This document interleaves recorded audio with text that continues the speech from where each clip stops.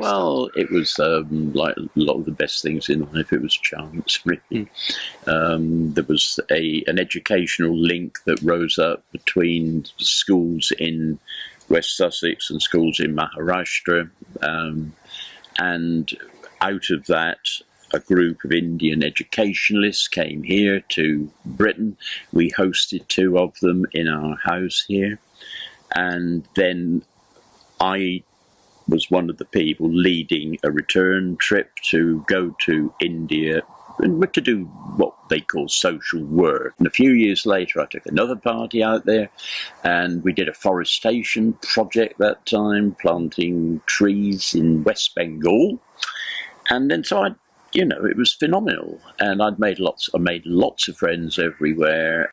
So we went as a sort of post-retirement visit to India, and it was when we were there that we found that there were a lot of babies out in the countryside who were having appalling outcomes in life, really, of all kinds of bad ways, and we just felt we could do something about it. We had these close friends, the Agashi family from previously, Harsh in particular, Seema too, were very enthusiastic about this, and so we had a very strong base to work out from. Love Trust, we never thought that it could be a very successful program in a place like Buldana, which is not approachable by road, which is not approachable by train. The nearest airport is 150 kilometers from here, so we didn't know whether it would really work, this whole idea. We sort of designed the place with an architect there and was back of an envelope originally. Using Indian models all the time, getting the best Indian models we could find and using them.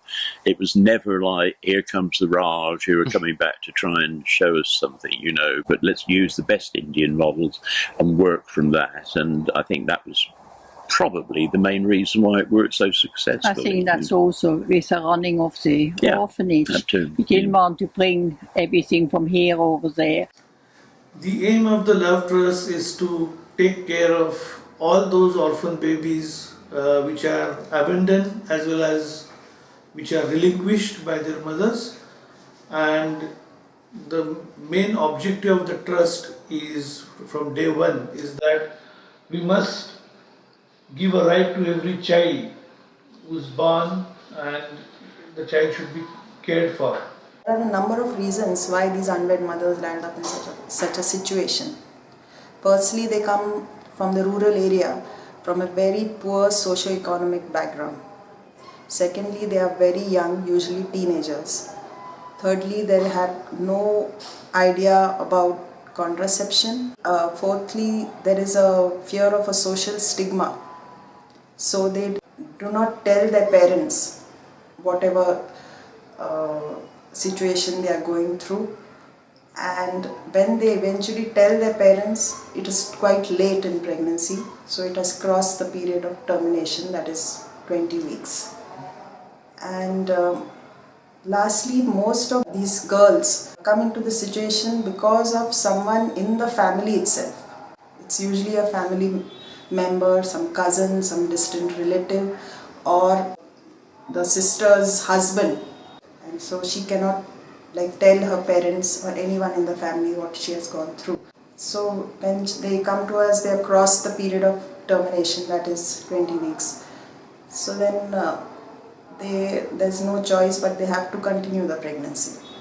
But if they stay on in their village, for the whole village, it will be like a part of a shame for the family, for the girl. So they want to hide the girl somewhere. So they bring this girl to us, and then I usually admit them in my unit where I take care of these girls up to the delivery. And so during this period of 3 or 4 months, I give them free of cost medicines, food is given by the organization, and eventually, because of proper antenatal care, the baby that is born is a nice and healthy baby. So then this baby also is quickly selected by parents, that is after 2 months. I think it has been very successful, as we got 500 babies which would be dead by now, which are a lot of probably adoptive parents which are very happy with their children, because they always come back to the orphanage to show them their progress, how they're growing up and things. Now 8 of our babies, they have been special needs children. They have been reserved in different countries, like 3 in the US and 1 in Italy, 1 in Spain and 1 in Germany. I mean, from the beginning, we said that every penny that anybody donates will go out to India. We'd use nothing at all as administrative costs here in the UK. Now last 3 years, we are number 1 in Vidarbha. Vidarbha is not small.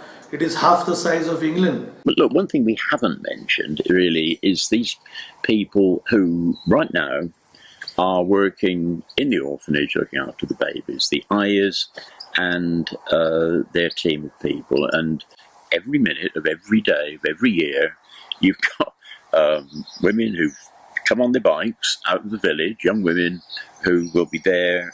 I mean, babies need an awful lot of looking after. There's nappy changing, there's the bottles, there's the washing of the clothes and all that. That is fantastic, isn't it? And, you know, we would really fail with this occasion if we didn't pay tribute to them as well, because they've been absolutely brilliant. I think Mr. Love is one of the greatest people that I have met and come across in my life. After my parents, maybe I consider him to be the third person very important in my life. And Mrs. Love, she is like a symbol of love basically, and she is so sweet, she is so good, and because of her also this project has really developed so well. In your life. They're fine people. They are fine human beings. I've known them for 35, 40 years now, I suppose. I knew Harsh's dad. Gandhi was the inspiration of this thing of giving. And the family have always been in that kind of mould, really. I mean, they're top-rate people, human beings, that's it really. And we've been able to work really happily with them in that way.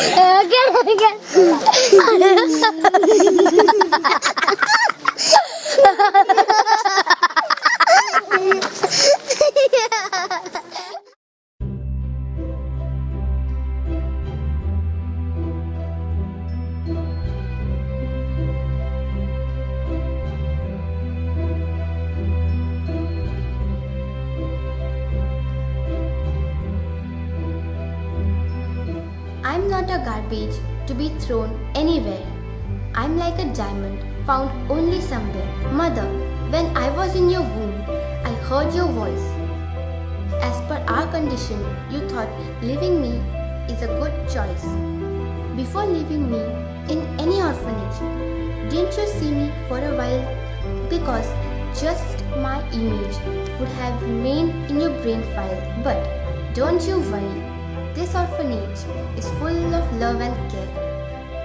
Each month I get new clothes to wear. Here I have so many mothers. Now I don't need anyone.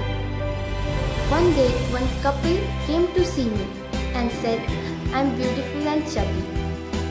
They waited for no time and selected me as their child, who will reach the great heights.